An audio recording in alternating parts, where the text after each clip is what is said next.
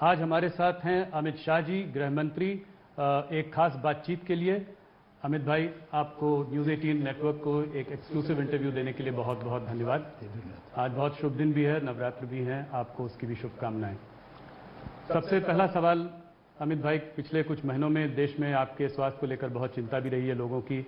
आपको देखकर बहुत अच्छा लग रहा है, कैसे हैं आप? नहीं, मैं बिल्कुल ठीक हूँ, स्वस्थ हूँ और पूर्णतः अपना काम कर रहा हूँ। सबसे पहले तो मैं देश भर की जनता को आज शक्ति का पर्व नवरात्रि जो शुरू हो रहा है उसकी बहुत बहुत हृदय से शुभकामना देता हूँ।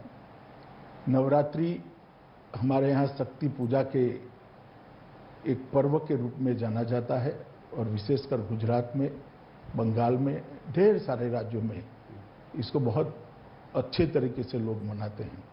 मैं साथ में इतना भी कहना चाहूँगा कि इस नवरात्रि पर्व को हम सावधानियों के साथ मनाएं और सरकार की जो सूचनाएं हैं उसका बिल्कुल अनुशंसाओं का पालन करते हुए मनाएं, जिससे कोरोना महामारी पर विजय प्राप्त करने की जो हमारी लड़ाई है उसमें हम आगे बढ़ पाए।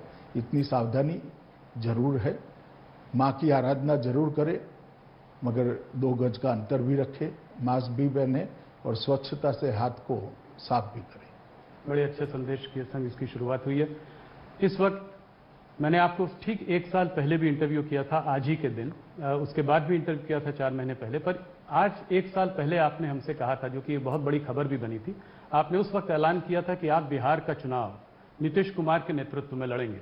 और उस वक्त कुछ लोगों ने इस पे कमेंट भी किया, कहा कि ऐसा नहीं है, हो सकता है बीजेपी अकेले जाए। पर आपने उसी 1 साल पहले इसका ऐलान कर दिया था।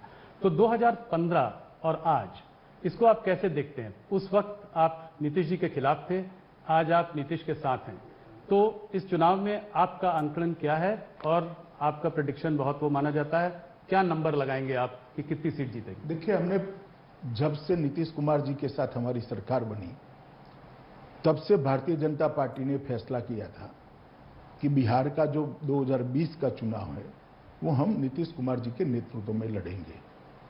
और ये सार्वजनिक रूप से, पहले मैं पार्टी अध्यक्ष था तब मैं, और अब नड्डा जी ने भी कहा है, इसमें कोई 2 राय नहीं है, 2 मत नहीं है। मैं आज फिर से दोहराना चाहता हूं कि चुनाव बिहार में श्री नीतीश कुमार के नेतृत्व में लड़ा जा रहा है और नरेंद्र मोदी जी एनडीए के सर्वमान्य प्रमुख नेता हैं, उनके नेतृत्व में लड़ा जा रहा है। तो जो कुछ भी भ्रांतियां फैलाने का प्रयास कर रहा है, मैं आज इस पर बड़ा फुल स्टॉप लगाना चाहता हूं। नीतीश कुमार ही बिहार के अगले मुख्यमंत्री हों। अगर भारतीय जनता पार्टी की सीट ज्यादा आएंगी तब भी? देखिए, अगर मगर का सवाल ही नहीं है। एनडीए को 2/3 बहुमत मिलने जा रहा है और नीतीश कुमार जी मुख्यमंत्री बनेंगे। तो ये आपका प्रेडिक्शन है? जी। इसमें अगर बीजेपी की ज्यादा सीटें आएंगी तो भी मुख्यमंत्री नीतीश जी ही बनेंगे? देखिए राहुल जी, कुछ कमिटमेंट इस प्रकार के होते हैं जो सार्वजनिक तौर पर किए जाते हैं और उसकी पालना होती है। इस चुनाव में एक अलग मुद्दा जो उठकर आ रहा है वो है चिराग पासवान जी का। पहले वो आपके साथ थे, अब वो आपके साथ नहीं है। कुछ लोग कह रहे हैं वो अभी भी साथ में है। कल ही मैं उनका स्टेटमेंट देख रहा था, कह रहे थे कि मैं अपना सीना चीर के अगर दिखाऊं तो उसमें मोदी जी बसे हुए हैं। तो अगर ऐसा है तो फिर वो आपके साथ क्यों नहीं है? 143 सीटों पर चुनाव लड़ रहे हैं। अब मेरे साथ क्यों नहीं है, हमारे साथ क्यों नहीं है, इसका जवाब तो चिराग जी ही दे सकते हैं। मगर मैं पहले, बहुत दुखद घटना अभी अभी हुई, श्री रामविलास जी हमारे साथ नहीं रहे जी। और रामविलास जी समाजवादी आंदोलन की उस पीढ़ी के कार्यकर्ता थे जिन्होंने सामाजिक न्याय के लिए बहुत बड़ा काम किया। लगभग 5 दशक तक देश की राजनीति को वो योगदान करते रहे और बिहार के ही थे और खास कर दलितों के लिए बहुत बड़े नेता रहे। मैं श्री रामविलास पासवान जी को श्रद्धांजलि देना चाहता हूं। और जहां तक लोजपा भाजपा जदयू के गठबंधन का सवाल है, भाजपा की ओर से, जदयू की ओर से लोजपा को उचित जो बनती थी वो सीटों को कई बार ऑफर किया गया, कई बार नेगोशिएशन भी किया गया। अभी अभी मैंने अखबार में पढ़ा कि मैंने नहीं कहा, उन्होंने नहीं कहा, ये भी सच नहीं है। मेरी भी चिराग भाई के साथ कई बार बात हुई कि इतनी सीट बनती है, इतनी सीटों पर आप मान जाइए और अगर कुछ है तो नेगोशिएशन के लिए आइए। कितनी सीट दी थी आपने? मैं नंबर सार्वजनिक करना नहीं चाहता हूं क्योंकि सार्वजनिक जीवन में ये ठीक नहीं होगा, मगर जो एक नया साथी जनता दल आया था, गत विधानसभा चुनाव में जनता दल नहीं था जी। तो जनता दल हमारे साथ जुड़ता है तो भाजपा और लोजपा दोनों की सीटें कुछ कुछ तो कम होगी, हमारी भी हुई है जी। ये लाजमी था।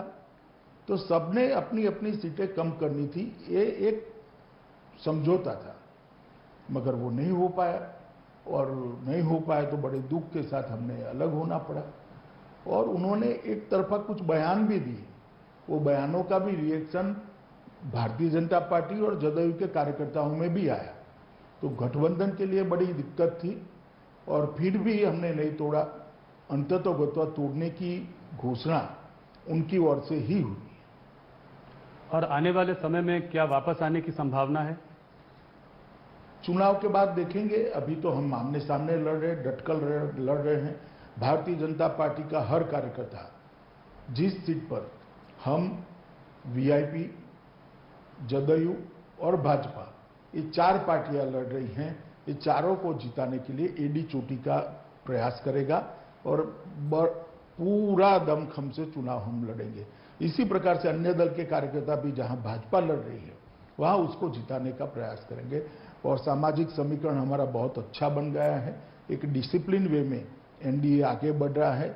मुझे लगता है कि हम बहुत अच्छे नतीजे प्राप्त करेंगे। आपको ये नहीं लगता कि इनके जाने से कुछ वोट